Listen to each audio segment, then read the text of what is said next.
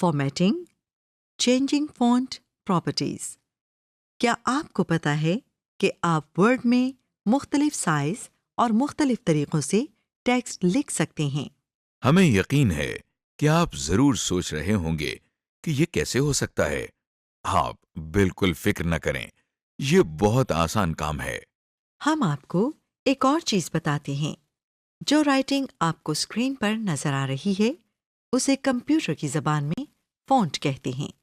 आइए अब हम आपको सिखाते हैं कि फ़ॉन्ट के साइज और टाइप को किस तरह बदला जाता है। सबसे पहले हम थोड़ा सा टेक्स्ट टाइप करते हैं। हर बार कोई नई फॉर्मेटिंग अप्लाई करने से पहले हम लिखे हुए टेक्स्ट को सिलेक्ट करते हैं। अब हम इस टेक्स्ट को सिलेक्ट करते हैं ताकि मुख्तलिफ तरह की फॉर्मेटिंग की ऑप्शंस इस पर अप्लाई कर सकें। अगर आप देखें तो आपको होम टैब के रिबन एरिया में 12 लिखा हुआ नजर आ रहा है। ये फ़ॉन्ट साइज है। इसे बदलने के लिए हम 12 के साथ नज़र आने वाले एरो के बटन पर क्लिक कर रहे हैं। हमारे सामने मुख्तलिफ फ़ॉन्ट साइज़ेस की लिस्ट आ गई है। हम इनमें से अपनी ज़रूरत के मुताबिक किसी एक पर क्लिक करते हैं। मसलन हम 16 पर क्लिक करते हैं। आप देख सकते हैं कि आपका सिलेक्ट किया हुआ फॉन्ट अब 12 की बजाय 16 साइज में लिखा हुआ नजर आ रहा है। 8 नंबर फ़ॉन्ट सबसे छोटा और 72 नंबर फ़ॉन्ट सबसे बड़ा होता है। आप इस वक्त इस लाइन में 8 नंबर फ़ॉन्ट में टेक्स्ट लिखा हुआ देख सकते हैं। इस लाइन में 72 नंबर फ़ॉन्ट और इस लाइन में 12 नंबर फ़ॉन्ट में लिखा हुआ देख सकते हैं। फॉन्ट साइज चेंज करने के एक और तरीके में हम फॉन्ट के रिबन में इस छोटे से एरो पर क्लिक करते हैं। अब हमारे सामने फ़ॉन्ट की प्रॉपर्टीज़ वाली स्क्रीन आ गई है। हम साइज के नीचे से 16 फॉन्ट साइज सेलेक्ट करके ओके का बटन दबाते हैं। अब आप देख सकते हैं कि हमारा सेलेक्ट किया हुआ फ़ॉन्ट अब 12 साइज की बजाय 16 साइज में लिखा हुआ नज़र आ रहा है। अब आप देखें कि होम टैब के रिबन में आपको टाइम्स न्यू रोमन लिखा हुआ नजर आ रहा है। ये फ़ॉन्ट टाइप है। फ़ॉन्ट टाइप चेंज करने के लिए हम टाइम्स न्यू रोमन के साथ वाले एरो बटन पर क्लिक करते हैं। हमारे सामने मुख्तलिफ फ़ॉन्ट्स की एक लिस्ट आ गई है। हम इसमें से कोई भी फॉन्ट चूज कर सकते हैं। चलिए आपको दिखाने के लिए हम एरियल ब्लैक चूज कर लेते हैं। चूज करने के लिए हम लिस्ट में से इस फॉन्ट के नाम पर क्लिक करते हैं।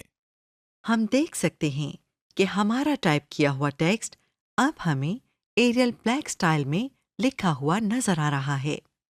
फॉन्ट चेंज करने के एक और तरीके में हम फॉन्ट के रिबन में इस छोटे से एरो पर क्लिक करते हैं।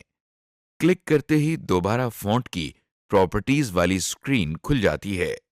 हम इस स्क्रीन में फ़ॉन्ट के नीचे से Arial black font type select करके ओके दबाते हैं।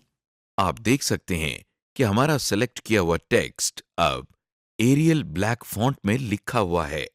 ये वही फ़ॉन्ट टाइप है जो कि आपने पहले रिबन बार से चूज़ किया था।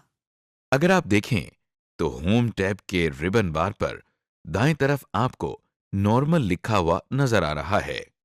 ये आपको टेक्स्ट के स्टाइल के बारे में बताता है, यानी कि ये हमें बताता है कि टेक्स्ट पर कौन सी फॉर्मेटिंग यूज़ होनी है।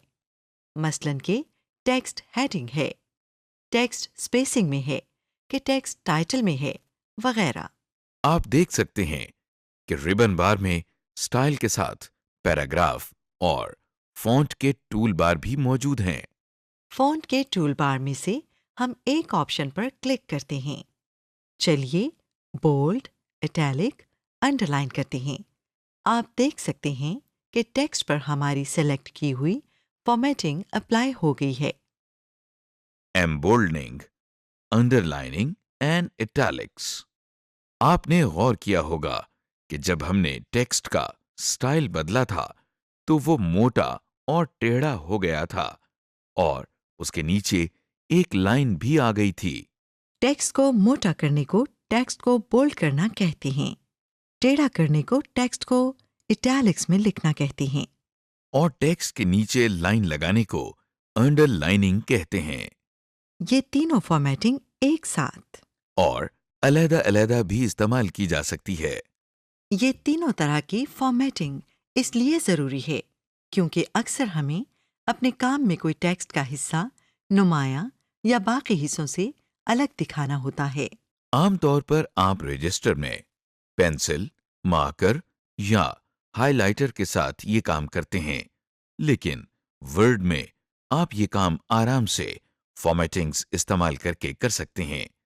आइए हम ये तीनों फॉर्मेटिंग के तरीके सिखाते हैं। सबसे पहले हम आपको टेक्स्ट बोल्ड करना सिखाते हैं। टेक्स्ट बोल्ड करने के लिए अगर टेक्स्ट पहले से लिखा हुआ है तो हम इसे सेलेक्ट करते हैं। फिर हम रिबन टूल बार में लिखे हुए बटन बी पर क्लिक करते हैं। आप देखें कि हमारा सेलेक्ट किया हुआ टेक्स्ट मोटा यानी बोल्ड हो गया है। और अगर टेक्स्ट लिखना है तो फिर हम पहले रिबन टूल बार में लिखे हुए बटन बी पर क्लिक करते हैं और जो टेक्स्ट हम अब टाइप करते हैं वो बोल्ड में टाइप होता है। टेक्स्ट को बोल्ड करने के एक और तरीके में आप कंट्रोल और बी की कीज को एक साथ दबाएं। टेक्स्ट बोल्ड करने के आखिरी तरीके में अगर टेक्स्ट लिखा हुआ है तो उसे सेलेक्ट करके हम फॉन्ट के रिबन में इस छोटे से एरो पर क्लिक करते हैं। क्लिक करते ही दोबारा फॉन्ट की प्रॉपर्टीज वाली स्क्रीन खुल जाती है। इसमें फॉन्ट स्टाइल के नीचे से हम बोल्ड पर क्लिक करके ओके दबाते हैं। जरा देखिए कि कैसे जादू की तरह टेक्स्ट बोल्ड हो गया है। टेक्स्ट इटैलिक और अंडरलाइन करने के लिए भी यही तरीका इस्तेमाल होता है। बस फर्क सिर्फ इतना है कि इटैलिक के लिए टूलबार में आई और अंडरलाइन के लिए यू। बाकी के दो तरीके भी एक जैसे हैं। इटैलिक के लिए कंट्रोल और आई और अंडरलाइन के लिए कंट्रोल और यू। और अंडरलाइंड टेक्स्ट के लिए फॉन्ट मेन्यू में यू के साथ इस छोटे से एरो पर क्लिक करते हैं और लिस्ट में से अपनी पसंद की लाइन चूज कर लेते हैं। इंडेंटेशन। रजिस्टर में पैराग्राफ शुरू करने से पहले आप लाइन में थोड़ी सी स्पेस तो छोड़ते ही हैं। इसी तरह आप वर्ड में भी स्पेस छोड़ सकते हैं ताकि पता चल जाए कि नया पैराग्राफ शुरू हो रहा है। ये करने के लिए आप टैब की की दबाते हैं। टैब की दबाते ही ब्लिंकिंग लाइन आगे चली जाती है, जैसा कि आप स्क्रीन पर देख सकते हैं। ऐसे करने को हम कंप्यूटर की जबान में इंडेंटेशन कहते हैं। लाइंस के दरमियान अपनी जरूरत के मुताबिक हम साइज के गैप्स छोड़ सकते हैं। इन गैप्स को लाइन स्पेसिंग कहते हैं। लाइन स्पेसिंग लगाने के लिए हम टेक्स्ट सेलेक्ट करने के बाद रिबन के पैराग्राफ मेन्यू में इस आइकॉन पर क्लिक करते हैं। हमारे सामने लाइन स्पेसिंग की लिस्ट खुल गई है। इसमें हम अपनी जरूरत के मुताबिक स्पेसिंग सेट कर देते हैं। Using formatting of a selected text for more text. आखिरी तरीके में हम सेलेक्ट किए हुए टेक्स्ट पर राइट क्लिक करके कॉपी करने के लिए कॉपी पर क्लिक करते हैं और कट करने के लिए कट पर। जब हम कोई टेक्स्ट कॉपी या कट कर लेते हैं तो फिर वो क्लिपबोर्ड में से डॉक्यूमेंट में जाता है। टेक्स्ट इंसर्ट करने के लिए हम उस जगह पर जाएंगे जहां पर इसे इंसर्ट करना है और फिर हम कंट्रोल और वी की कीज एक साथ दबाते हैं और टेक्स्ट क्लिपबोर्ड में से उस फाइल में आ जाता है। या हम होम के टैब से जाकर पेस्ट पर क्लिक करते हैं और टेक्स्ट क्लिपबोर्ड में से उस फाइल में आ जाता है। या हम उस जगह पर राइट क्लिक करके पेस्ट दबाते हैं और टेक्स्ट क्लिपबोर्ड में से उस फाइल में आ जाता है। अगर कोई टेक्स्ट मिटाना हो तो उसके लिए हम बैकस्पेस या डिलीट की कीज इस्तेमाल करते हैं। डिलीट की ब्लिंकिंग लाइन से आगे के टेक्स्ट और बैकस्पेस की ब्लिंकिंग लाइन से पीछे के टेक्स्ट को मिटाने के लिए होता है। डेटा सेलेक्ट करने के बाद हम बैक स्पेस या डिलीट की कीज दबाकर इसे खत्म कर सकते हैं। Changing text colors. आप जब कुछ हाथ से लिख रहे होते हैं तो मुख्तलिफ रंगों या कलर्स में लिखने के लिए आप मुख्तलिफ कलर्स के पेन्स या मार्कर्स या हाइलाइटर्स इस्तेमाल करते हैं। वर्ड में भी आप मुख्तलिफ कलर्स में टाइप कर सकते हैं। ये करने के लिए आप फ़ॉन्ट का कलर चेंज करते हैं। ये बड़ा ही मज़ेदार काम है। आइए अब हम देखते हैं कि हम अपने डॉक्यूमेंट में कैसे रंग बरसा सकते हैं। कलर चेंज करने के लिए हम लिखे हुए टेक्स्ट को सेलेक्ट करते हैं। फिर हम रिबन में फॉन्ट के मेन्यू में ए के साथ वाले एरो बटन पर क्लिक करते हैं। क्लिक करते ही हमारे सामने एक लिस्ट आ जाती है। इस लिस्ट में आपको बहुत से रंग नजर आ रहे हैं। हम इनमें से कोई एक कलर पर क्लिक करके चूज करते हैं। क्लिक करते ही वो कलर टेक्स्ट पर अप्लाई हो जाता है। अगर हम टेक्स्ट पर क्लिक करें तो हमें हमारा टेक्स्ट हमारे चूज किए हुए कलर में नजर आता है। जब हम कलर वाली लिस्ट खोलते हैं तो हमें ऑटोमेटिक लिखा हुआ नजर आता है। ऑटोमेटिक काले रंग को कहते हैं। जब भी हम इस पर क्लिक करते हैं टेक्स्ट ब्लैक हो जाता है। जब हम कोई कलर चूज करते हैं तो फॉन्ट मेन्यू में ए के नीचे वो कलर आ जाता है। ये इसलिए होता है कि अगर हमने किसी और टेक्स्ट पर भी वही कलर इस्तेमाल करना हो तो हम लिस्ट खोले बगैर सिर्फ ए दबाकर टेक्स्ट पर वो कलर अप्लाई कर सकते हैं। टेक्स्ट का कलर चेंज करने के एक और तरीके में हम टेक्स्ट सेलेक्ट करके फॉन्ट की ऑप्शंस वाली स्क्रीन में फॉन्ट कलर के नीचे से अपनी मर्जी का कलर चूज कर लेते हैं। अगर हम अपनी मर्जी का कलर बनाना चाहते हैं तो उसके लिए हम मोर कलर्स पर क्लिक करते हैं और कस्टम टैब को दबाकर माउस की मदद से पॉइंटर को मूव करके कलर्स आपस में मिक्स कर लेते हैं और ओके दबाते हैं। हमारा बनाया हुआ कलर टेक्स्ट पर आ जाता है। Alignments and justifications. जब आप रजिस्टर में काम कर रहे होते हैं तो आप पेज के दोनों या एक साइड पर लाइन लगा लेते हैं ताकि काम अच्छा लगे। इसी तरह हम वर्ड में भी अलाइनमेंट करते हैं, यानी ना नज़र आने वाली लाइंस लगाते हैं। आप अपने टेक्स्ट पर अलाइनमेंट्स लगाकर चूज़ कर सकते हैं कि आपका लिखा हुआ टेक्स्ट पेज के बीच में, लेफ़्ट साइड या राइट साइड पर आए। अगर आप चाहते हैं कि टेक्स्ट पूरे पेज पर आए तो फिर आप जस्टिफिकेशन यूज़ करते हैं। अब हम बारी बारी अलाइनमेंट्स और जस्टिफिकेशंस लगाना सीखते हैं। अलाइनमेंट्स लगाने के लिए अगर पहले से टेक्स्ट टाइप किया हुआ हो तो हम उसे सेलेक्ट करते हैं, वरना जहां पर टाइप करना हो वहां पर ब्लिंकिंग लाइन ले आते हैं।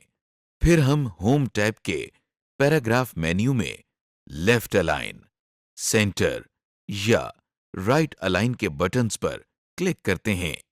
जब हम वर्ड खोलते हैं तो लेफ्ट अलाइन बाय डिफॉल्ट हुआ होता है। राइट मार्जिन के साथ टाइप करने के लिए राइट अलाइन इस्तेमाल होता है। अगर टेक्स्ट सेंटर में टाइप करना हो तो उसके लिए हम सेंटर के बटन पर क्लिक करते हैं। लेफ्ट अलाइन दोबारा इस्तेमाल करने के लिए हम लेफ्ट अलाइन के बटन पर क्लिक करते हैं। टेक्स्ट को जस्टिफाई करने के लिए हम टेक्स्ट को सिलेक्ट करके जस्टिफाई के बटन पर क्लिक करते हैं। टेक्स्ट को जस्टिफाई करने से वो पूरे स्क्रीन पर आ जाता है, यानी दोनों मार्जिन्स के साथ सेट होता है। अगर कोई वर्ड पूरा ना आ रहा हो तो वो अगली लाइन में चला जाता है और उस लाइन के लफ्जों के बीच में स्पेस बढ़ जाती है।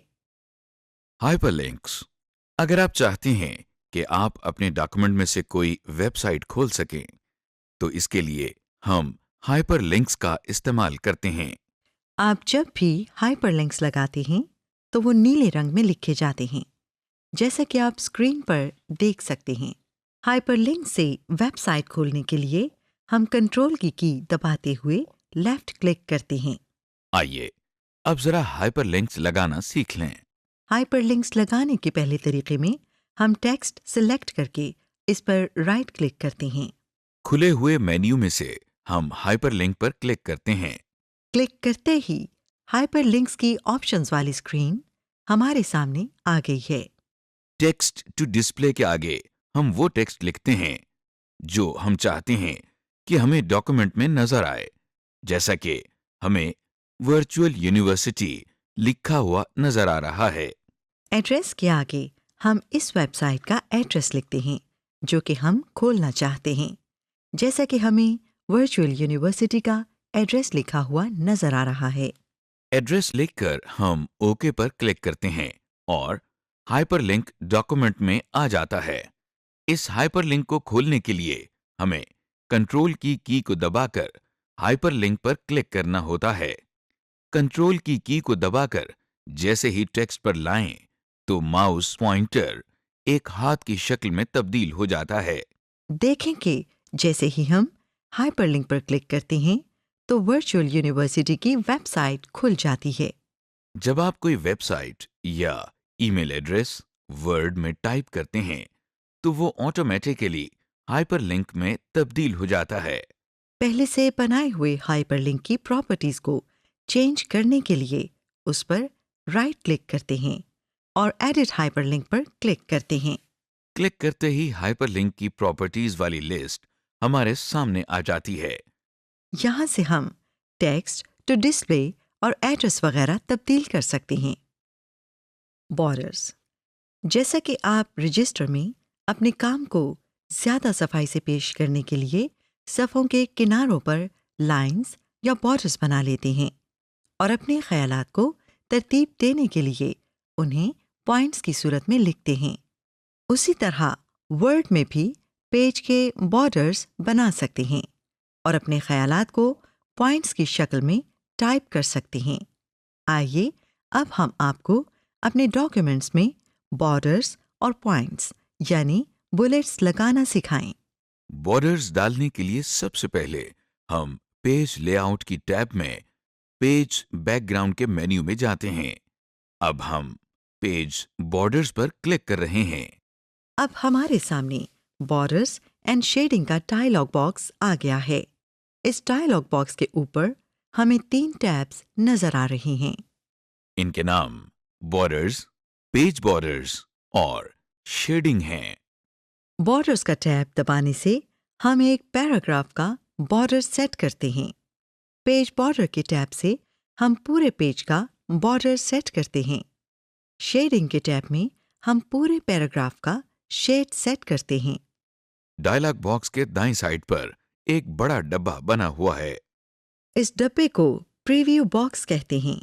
जब भी आप बॉर्डर के लिए कोई स्टाइल चूज करते हैं तो उस डब्बे में उसका डिजाइन या प्रीव्यू डिस्प्ले होता है।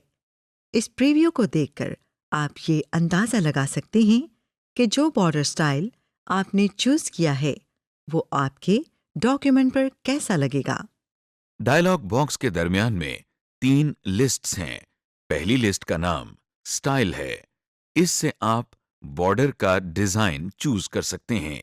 इस लिस्ट के दाईं तरफ एक स्क्रॉल बार है जिससे आप मजीद डिजाइन देख सकते हैं।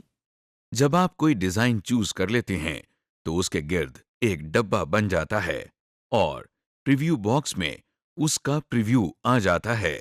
दूसरे नंबर पर जो लिस्ट है वो कलर्स की है। इस लिस्ट पर इस वक्त ऑटोमेटिक लिखा हुआ है। अगर हमने कोई कलर सेलेक्ट करना हो तो हम लिस्ट के दाईं तरफ जो तीर या एरो का निशान बना हुआ है उस पर क्लिक करते हैं। अब आपके सामने एक ड्रॉप डाउन मेन्यू खुल गया है जिसमें मुख्तलिफ रंगों के छोटे डब्बे हैं। हम जिस रंग के बॉर्डर्स बनाना चाहते हैं उस रंग के डब्बे पर क्लिक करते हैं, जैसे कि हमने अभी नीले रंग के डब्बे पर क्लिक किया है।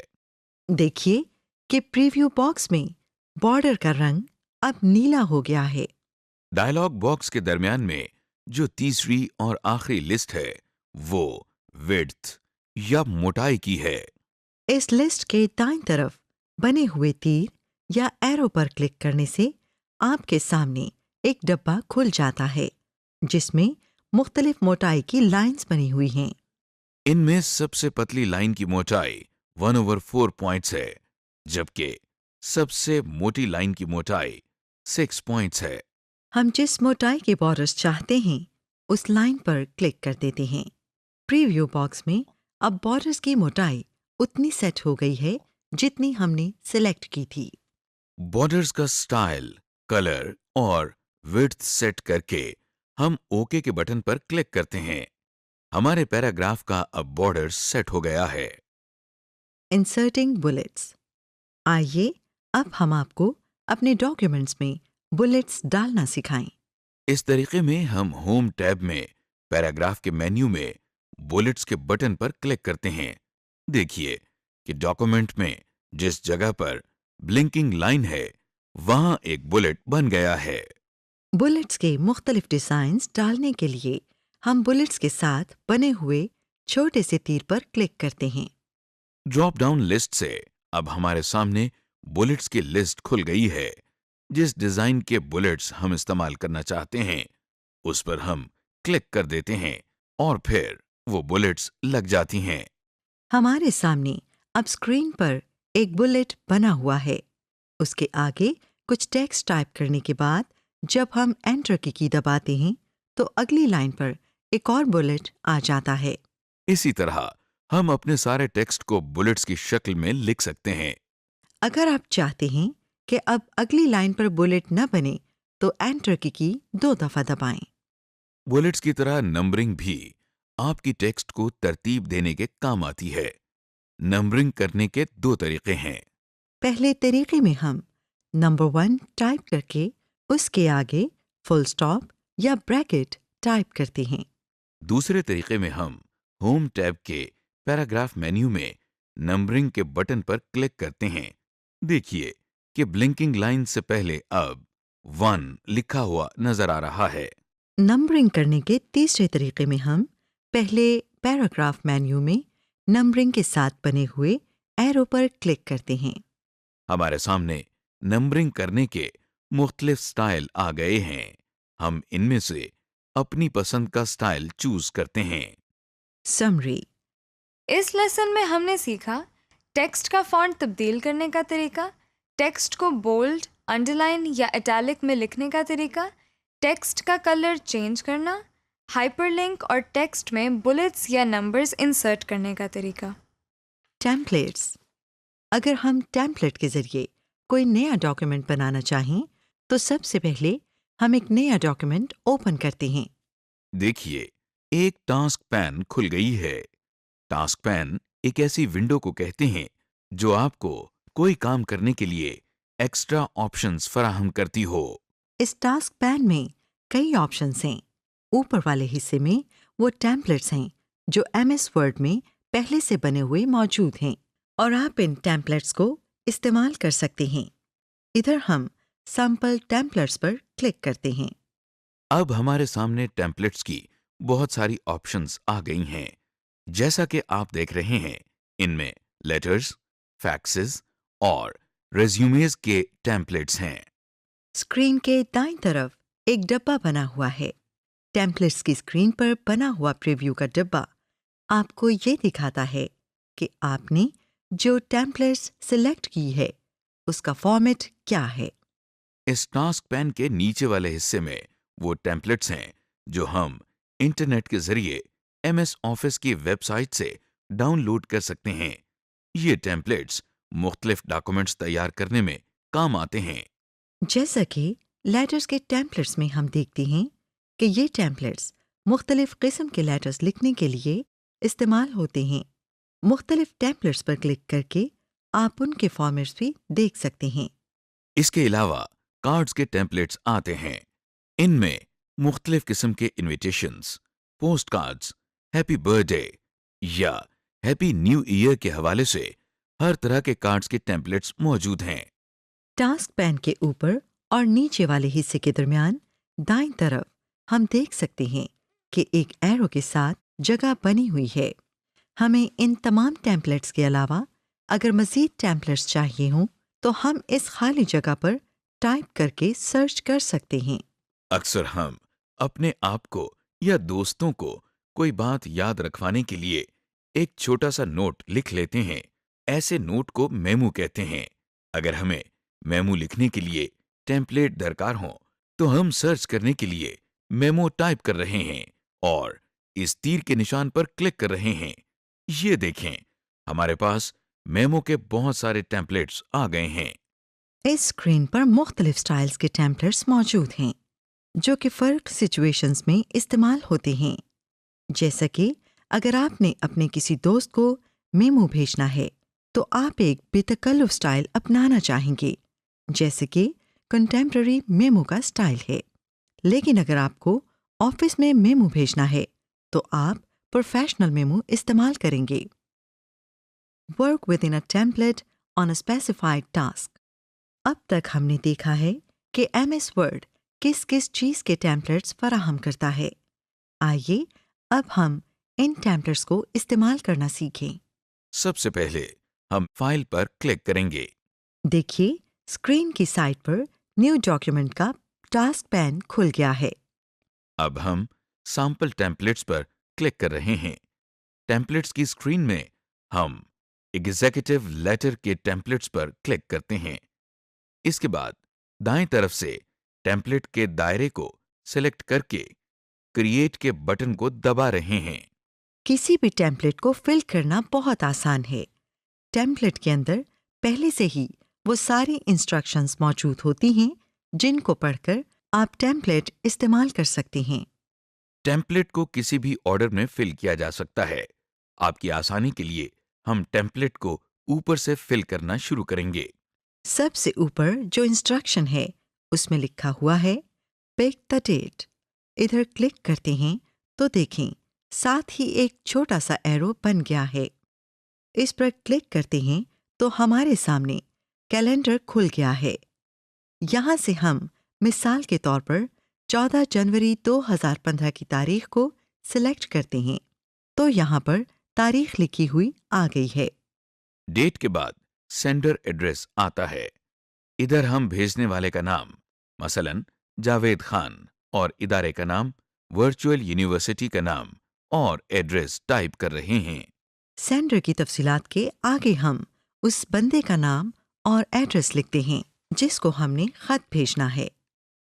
इसके बाद टाइप द सैल्यूटेशन में हम डियर सर लिख रहे हैं। इसके बाद लेटर की बॉडी आ जाती है। इसको हम इसी तरह छोड़ देते हैं। जहां पर टाइप द क्लोजिंग लिखा है वहां हम योर्स सिंसियरली लिखेंगे।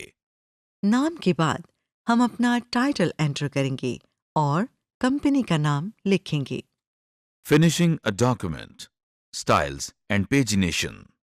आपने नोट किया होगा कि हमको जब भी टेक्स्ट वाज़े करना होता है तो उस पर 2-3 फर्क इफेक्ट्स अप्लाई करते हैं। जैसा कि ये जो टेक्स्ट हमने सिलेक्ट किया है इसको वाज़े करने के लिए हम पहले इसको बोल्ड कर रहे हैं, फिर इसको अंडरलाइन कर रहे हैं और उसके बाद उसका साइज भी इंक्रीज कर रहे हैं। अब सोचिए, अगर हम ये सारा काम एक ही रिबन बार से कर सकें तो कितनी आसानी होगी। वर्ड में ये सारे काम एक ही जगह से किए जा सकते हैं। हमारे सामने होम की टैब में क्लिपबोर्ड, फॉन्ट, पैराग्राफ, स्टाइल्स और एडिटिंग के मेन्यू एक ही रिबन में दाएं से बाएं नजर आ रहे हैं। फॉन्ट मेन्यू में इस एरो पर क्लिक करें तो लंबी सी एक लिस्ट है जिसके अंदर मुख्तलिफ स्टाइल्स के टैग्स मौजूद हैं। अगर हम इन स्टाइल्स में से कोई अपने टेक्स्ट पर अप्लाई करना चाहें तो सबसे पहले हम टेक्स्ट को सिलेक्ट करते हैं। अब जो स्टाइल हम टेक्स्ट को देना चाहते हैं उस पर क्लिक करते हैं। देखिए, सिलेक्टेड टेक्स्ट भी अब उसी स्टाइल में लिखा नजर आ रहा है जिस पर हमने फॉन्ट मेन्यू में क्लिक किया था। अगर आप चाहते हैं कि जो स्टाइल आपने खुद पहले किसी टेक्स्ट पर अप्लाई किया है वही स्टाइल किसी और टेक्स्ट पर भी अप्लाई हो जाए तो उसके लिए सबसे पहले हम उस टेक्स्ट को सिलेक्ट कर लेते हैं जिसका स्टाइल हमने दूसरे टेक्स्ट पर अप्लाई करना है। इस तरह हम देख लेते हैं कि इस टेक्स्ट पर कौन सा स्टाइल लगा हुआ है, फिर दूसरे टेक्स्ट को सिलेक्ट करके भी वही स्टाइल अप्लाई कर देते हैं। Changing page size setup. कभी कभी आपको मुख्तलिफ तरह के पेपर्स पर काम करने की ज़रूरत होती है। ये काम करने के लिए हम वर्ड में पेज का सेटअप बदल देते हैं। आइए हम पेज के सेटअप को तब्दील करना सीख लेते हैं। जैसा कि आप देख रहे हैं कि हम पेज का सेटअप तब्दील करने के लिए पेज लेआउट के टैब पर क्लिक करते हैं। अब हमारे सामने रिबन में पेज लेआउट की बहुत सारी ऑप्शंस आ गई हैं। यहाँ पर हम themes, page setup, page background, paragraph और अरेंज की ऑप्शंस में चेंजेस कर सकते हैं। Headers and putters. ऑब्जेक्टिव। अपने डॉक्यूमेंट में हेडर डालने के लिए सबसे पहले हम इंसर्ट के टैब पर क्लिक कर रहे हैं। अब हम हेडर एंड फुटर के मेन्यू में हेडर की ऑप्शन पर क्लिक कर रहे हैं। देखिए, हमारे सामने स्क्रीन पर मुख्तलिफ ऑप्शंस के साथ हेडर की एक लिस्ट डिस्प्ले हो गई है। हम पहली ऑप्शन यानी कि ब्लैंक हेडर पर क्लिक कर रहे हैं और साथ ही डॉक्यूमेंट के ऊपर वाले हिस्से के गिर्द एक डब्बा बन गया है। ये डब्बा इस पेज का हेडर कहलाता है। वैसे तो हेडर में कुछ भी टाइप किया जा सकता है, लेकिन हेडर को आमतौर पर डॉक्यूमेंट से मुतल्लिक खास इंफॉर्मेशन डिस्प्ले करने के लिए इस्तेमाल किया जाता है, जैसे कि page number, authors name, date of creation वगैरह। इस काम में वर्ड खुद भी हमारी मदद करता है। हमारे सामने जो नई टैब नजर आ रही है, इसको header and footer tool design कहते हैं। इस रिबन बार में हम हेडर और फुटर के डिजाइन के हवाले से फॉर्मेटिंग कर सकते हैं। इस रिबन बार के इंसर्ट के मेन्यू में मुख्तलिफ हेडर फॉर्मेट्स हैं। देखिए, ये हम क्विक पार्ट्स पर क्लिक करके डॉक्यूमेंट प्रॉपर्टी के अंदर ऑथर की ऑप्शन पर क्लिक कर रहे हैं तो हेडर के अंदर ऑथर का नाम लिखा गया है। इसके अलावा अगर डेट एंड टाइम पर क्लिक करते हैं तो हेडर में डेट एंटर हो गई है। हम चाहें तो ये इंफॉर्मेशन चेंज भी कर सकते हैं, जैसा कि ये हम डेट को डिलीट करके उसकी जगह वर्चुअल यूनिवर्सिटी टाइप कर रहे हैं। अब हम हेडर के साथ फुटर की ऑप्शन पर क्लिक करते हैं तो हम देखते हैं कि फ्रंट पेज के निचले हिस्से पर भी एक डब्बा बना हुआ है। ये हमारे पेज का फुटर है। फुटर बिल्कुल हेडर जैसा ही है। इसमें हम वो सारे काम कर सकते हैं जो हमने हेडर में किए थे। अब हम header and footer tool bar में पेज नंबर में पहली बॉटम ऑफ पेज ऑप्शन से पेज एक्स ऑफ वाई की ऑप्शन पर क्लिक कर रहे हैं। इससे हमारे फुटर में पेज 1 ऑफ 1 टाइप हो गया है। ये हमको बता रहा है कि हमारे डॉक्यूमेंट में कितने पेज हैं और हम इस वक्त किस पेज पर मौजूद हैं। हेडर और फुटर में डाले गए टेक्स्ट पर हम मुख्तलिफ फॉर्मेटिंग ऑप्शंस भी इस्तेमाल कर सकते हैं। आइए इनमें से कुछ अप्लाई करके देखते हैं। ये हम ऑथर नेम को सिलेक्ट करके उसको बोल्ड कर रहे हैं। इसके बाद हम पेज नंबर को सिलेक्ट करके अंडरलाइन कर रहे हैं। Spelling and grammar. Spelling check और ग्रामर चेक का इस्तेमाल और फ़ायदा दिखाने के लिए हम पहले डॉक्यूमेंट में एक जुमला टाइप कर रहे हैं। इस जुमले में हमने कुछ गलतियां जानकर की हैं।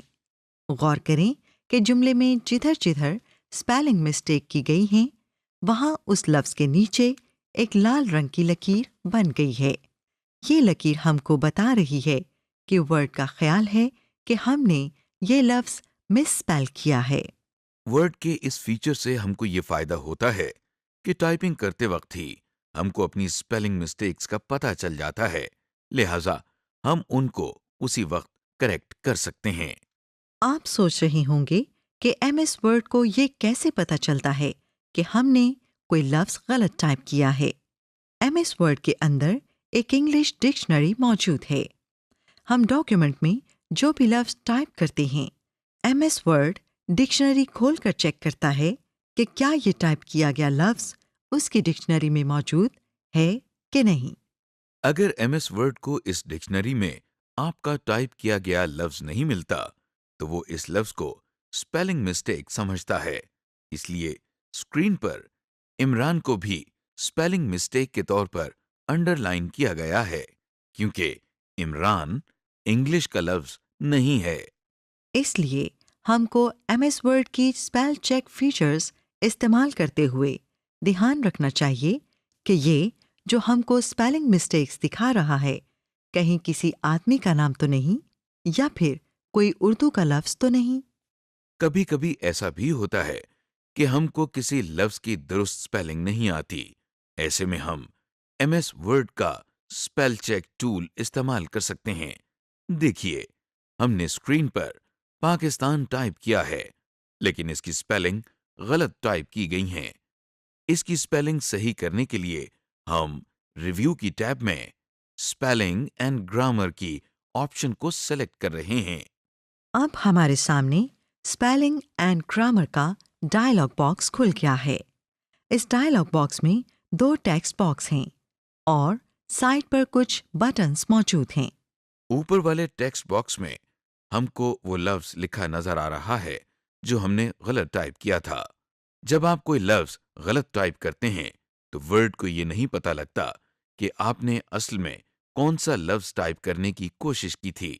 इसलिए वो अपनी डिक्शनरी में से सारे मिलते जुलते लफ्ज नीचे वाले टेक्स्ट बॉक्स में डिस्प्ले कर देता है, ताकि आप खुद उनमें से ही लफ्ज चुन लें।